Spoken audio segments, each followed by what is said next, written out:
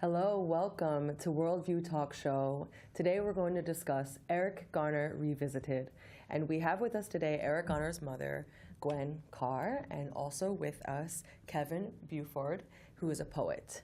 Hello again. Hi, so how good are to you? see you again on our show. Thank you. Thank you so much for coming. My I want pleasure. to ask you, since you've come to the show, is there anything that you would like to specifically express that might have helped coming on the show, or something that you would just like to, send a little message to all the viewers?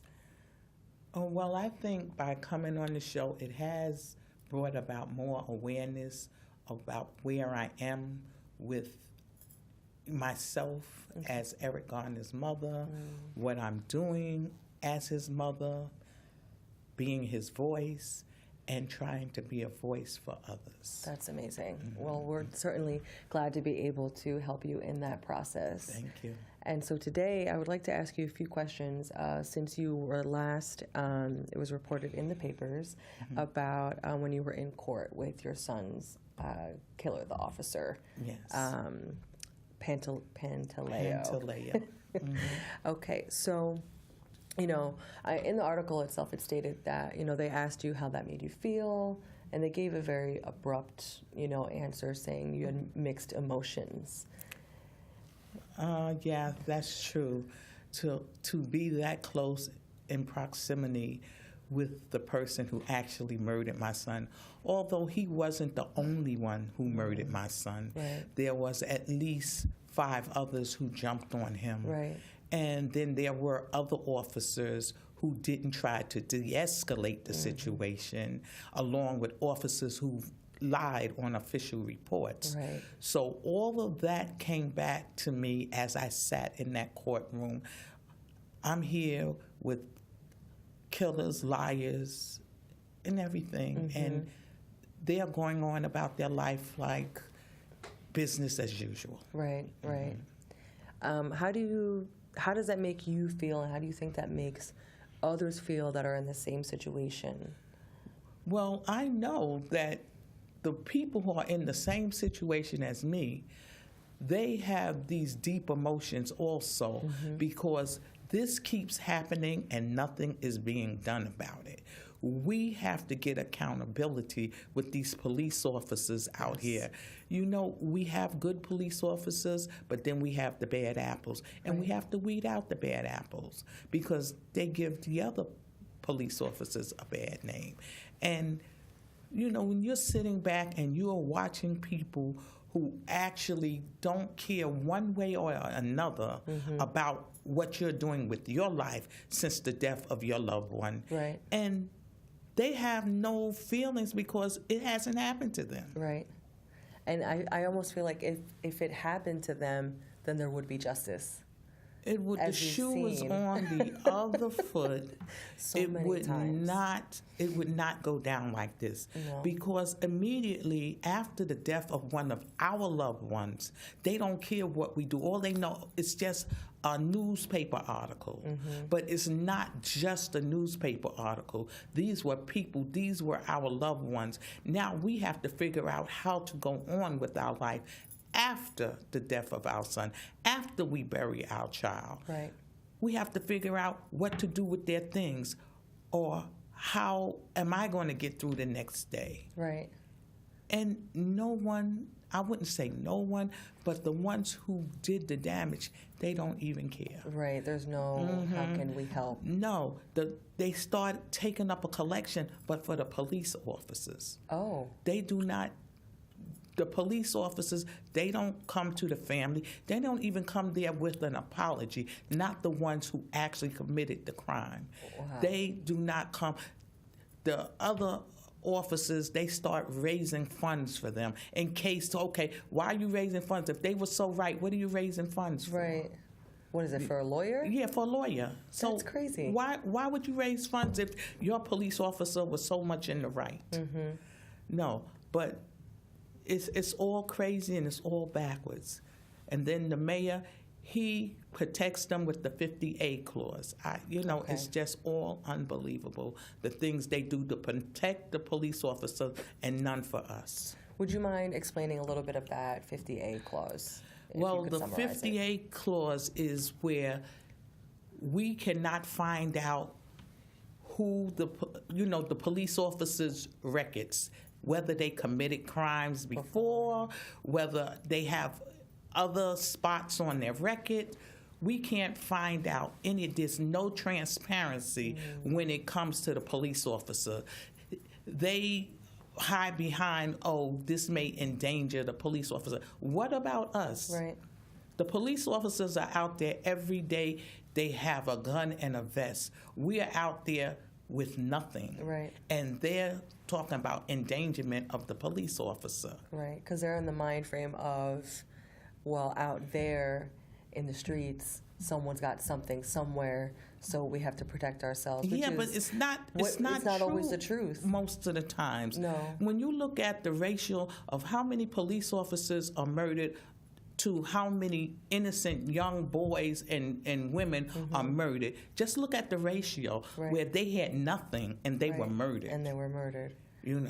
And most of the time when the police officers are murdered, it's some deranged person that murdered them. Right. Or the police officer didn't see it coming, which is not right. It's not right that they were murdered like that. But just look at when our boys and girls are murdered, you go right up to them and you murder them, and then you find out later that they didn't have anything on them. They were no threat. The threat came from within you. It's that it's a mental threat. A mental threat, systemic hate, and things like that. That's why we are so often killed. The size of a black man, he was a threat. If it was that much of a threat, you shouldn't have that job. No, no, and I've been listening to a lot of things in the news, and there's even movies out there where people, depending on what community that they're put into, as far as like police officers, if they're not prepared, if they're not, if they don't understand the mentality or how things work in that neighborhood, that it's going to be harder for them to know how to deal with that. Is that something that you think that is true? Or that is partially true because, first of all, when a police officer is from another side of town, saying from the suburbs, not urban areas, how can he understand? He'd never been exposed most of the time. All he knows is what he's read in the paper or what someone said to him, the stereotypes. That's all they know. They don't know anything about policing that neighborhood. Right. What they need to do, they need to take the police officers into the neighborhood where they're going to be policing, introduce them to the people, introduce them to the parents, and let them come to the community centers and see how we live. Right. This is the way that they should, not ride around in your cars looking for someone to shoot. Right, no. Right. No, that is definitely, that's a very impersonal way. Yes. To be able to know the neighborhood, to be able to know what you're dealing with, because that car becomes, your safety zone for you. Your shield. Your shield. But I know when I was a kid, it was different. The police officers actually walked the beat. I lived in Brooklyn, downtown Brooklyn, New York, on Warren Street, and police walked the beat. They had police in cars. They were the detectives. I remember the older people used to call them the bulls. Okay. But they were the detectives. But the actual police officers used to walk up and down the street. Wow. And we all knew who they were. They knew who we were. Right. And if they thought we were out of line, they would come to your parents. Wow. That's something that, has definitely been lost, just in communities. That's definitely lost. That doesn't even happen. I can't say it doesn't happen. I haven't seen it happen. Right. Well, I can imagine. I live in well, it's like mid-urban. It's like right in between. Okay. It's not the suburbs. It's not just directly in the urban. And my son, he has to walk, to school and home every day. And thankfully, because we've lived there for 6 years now, there's a lot of people that see his face that know us, that if something happens, let's say his phone gets lost, broken, you name it, he can call, or they can say. And that's really important. But that's only because I've lived there for so long now. I couldn't have said that in the first or second year of living there. Right. And you should know your neighbors. Well, my husband tells me that all the time, because now I don't really get to know all of my neighbors. Okay. I know some of them. But he be knowing everybody in the area, and I says, well, everybody, you speak to everybody. He said, you're supposed to know people where you live, you're supposed to know them. You're supposed to recognize them. That is very true. Something I had read a while ago, it talked about how so many times now the way that we operate in society is with our heads down. Exactly. For so many reasons. There's our phone, or there's, I'm listening to music, leave me alone. Right. I don't want to be bothered. I don't want to talk to you. Don't ask me for money. I don't know if you're going to say something crazy to me. Instead of I just want to smile and say hello. Yeah. We don't do that anymore. No, because if you're on a subway car, just, next time you're on a subway car, if you're on a subway car, look around you and see how many people is on their phone, on their devices. And if there's 50 people in that car, maybe 2 of them are not on their device. And it's become so impersonal when you get on the train or on a bus, or even just walking down the street. Everybody has the double, earbuds, which is not good either, because you got to know what's happening around you. Definitely do. And that's something that I remind my son of as well, because he has Bluetooth headphones, and they're great. But I say, I don't want to talk to you. I don't want to have to wave at you to talk to you. Right. You have to be aware. So and it's true. the same thing going down the street. And it's kind of like, what we're talking about now. Right. These police officers, one thing seemed to be another, and it wasn't. And whether they assume that for a valid reason or not, it still had to be checked. That's right. That's true. It still had to be checked. And if you have enough people, enough there to help you with backup, why immediately go to that extreme and act as if you had no other way out? Right. Why do you always shoot to kill? This is what I'm saying. This is a life. This is a human life. A human being. And you're taking that. You can't give that life back. So why would you take why would you take that child's life, or that man or that woman? Why would you take their life? And had it happen to you, it would be a whole different scenario, a whole different feeling. Now you're out there, you're trying to get revenge because someone took your child or your mother or your father's life. How do you think we feel? I mean, and the whole purpose of, and again, there's many policemen that I know personally that are totally good cops. Yes, then there's those true. bad apples, and some are more in certain areas than others, depending on the situation. But their sole purpose is to protect people. They should put people in the neighborhoods who know the neighborhoods, not people who have lived. I wouldn't say put a police officer in the area where he grew up. No, I wouldn't do that. I would put a police officer who looked like the community, who knows about the struggles of the community, who knows what will and will not happen possibly. That's the type of police officers I would put in communities. Because I think it would be much less violence with that, because he would know how to handle and de-escalate a situation. Right, because then he could also, put in his shoes before he was a police officer. That's true. So that's, a different perspective that's from true. that. So the ones who so afraid of us, put them in their neighborhoods. I do have another question. So as far as so far, I know it's evident that you haven't had closure from the system, right? That's true. But as far as closure for yourself, what has helped you to get closure for all of this, if you have closure? Well, I don't have complete closure, but I do have like outlets. Okay.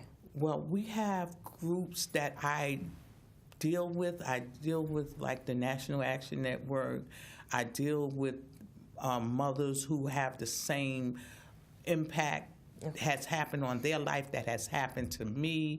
We lean on each other. We have groups. That's great. Where we have different affairs. I go to theirs. They come to mine, usually on an annually base. But then sometimes we have panels that we're on where we could speak about what has happened.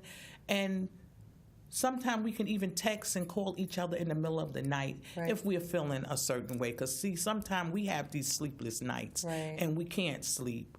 Or we walk the floor at night. See, people don't see us behind the scene. They see us out in the open. But it's never over for us. This is our life from now on. We have to think about our children. We have to think about what happens, and we try to suppress that in some way by doing other things. But sometimes it's going to come back. It's not going to always be suppressed.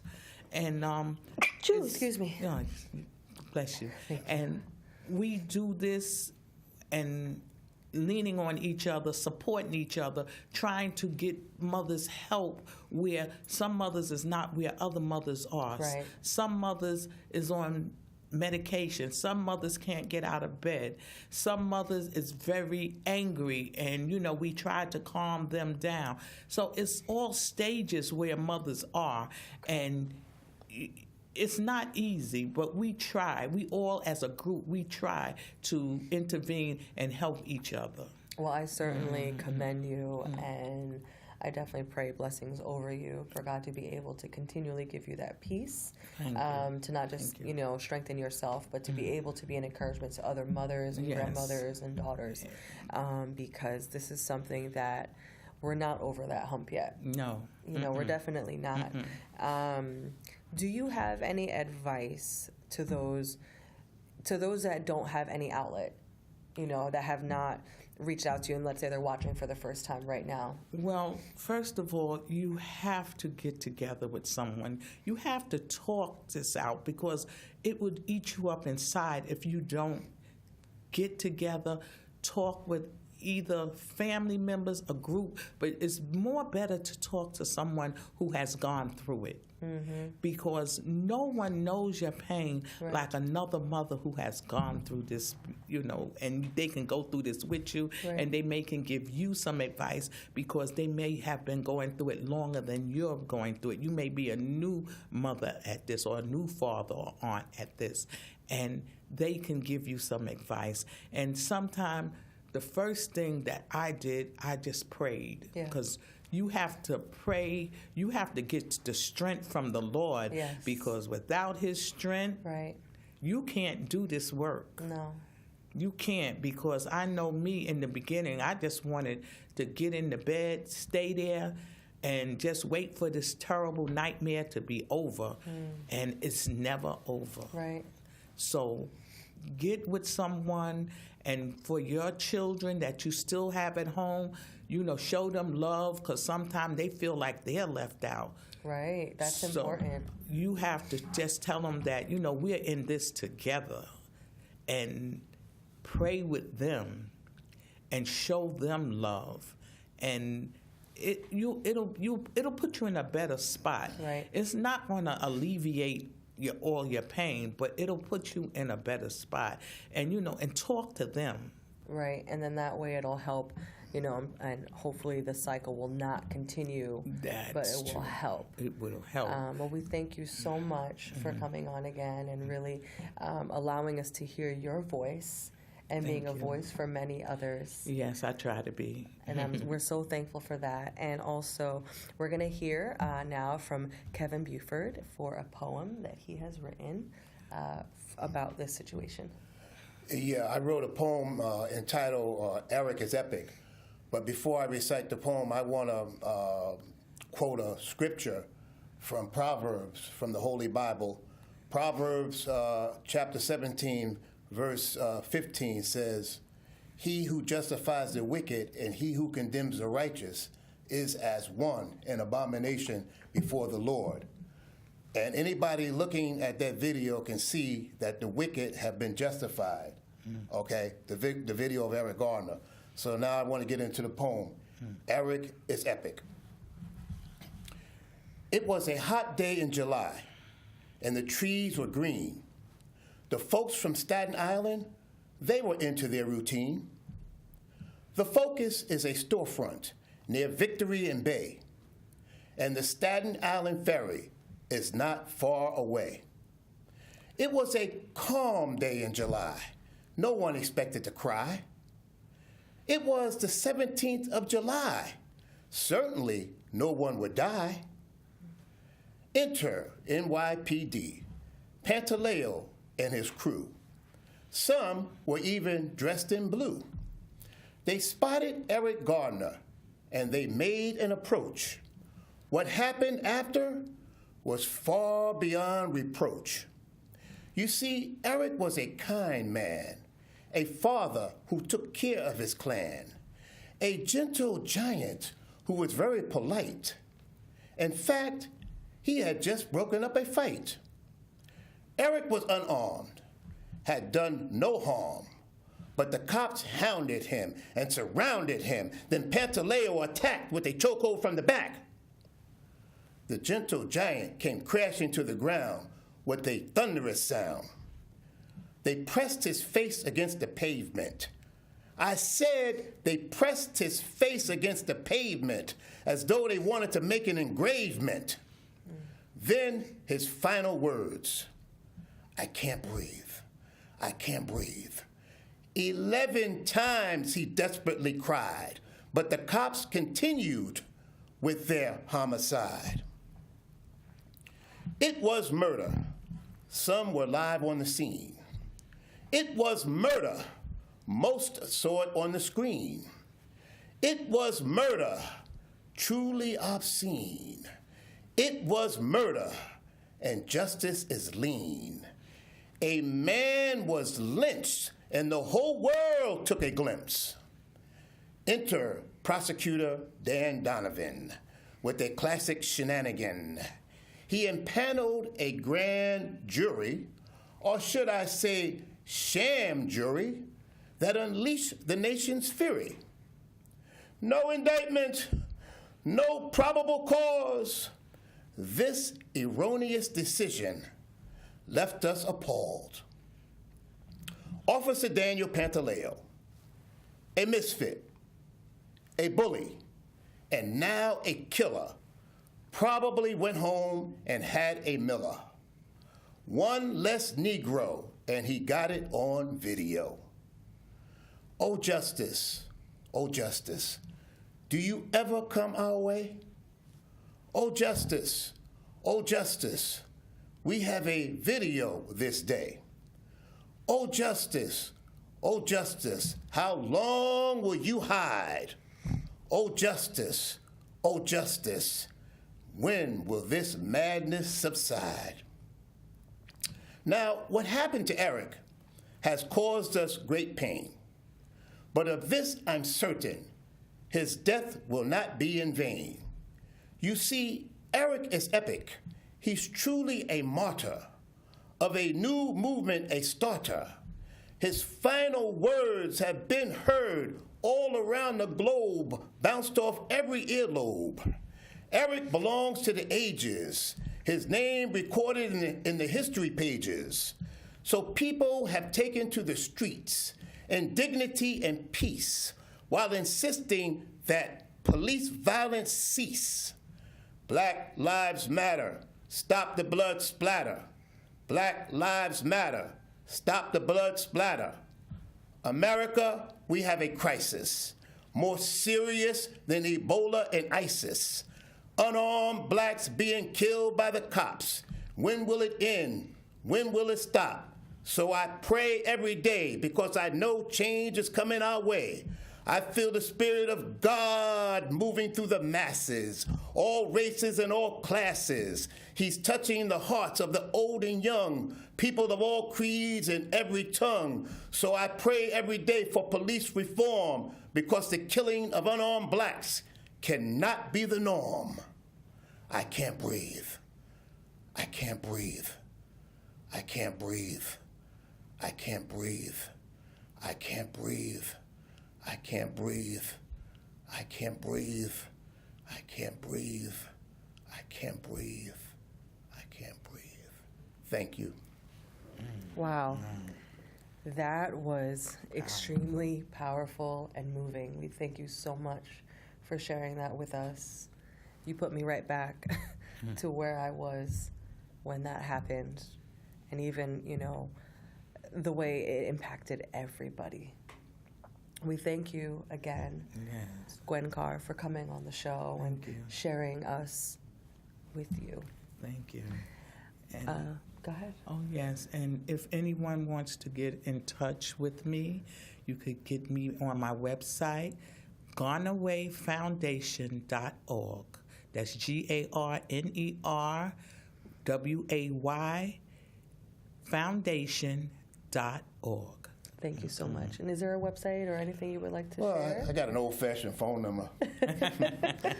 Or an email that you would like to share? Or? Old-fashioned phone number. Okay. 917-830-0315. Call me. I'll talk to you live. All right. Awesome. Well, we thank you so much for joining us again here on Worldview Talk Show. And thank we you for pray having us. that this has impacted someone today to be reminded that those that can't breathe, there is a way, but we must make an impact together. Let us be a community together. If you have any questions or comments, please follow us on YouTube, Worldview Talk Show. Please like us and see other shows for more. Thank you so much. Yeah, that was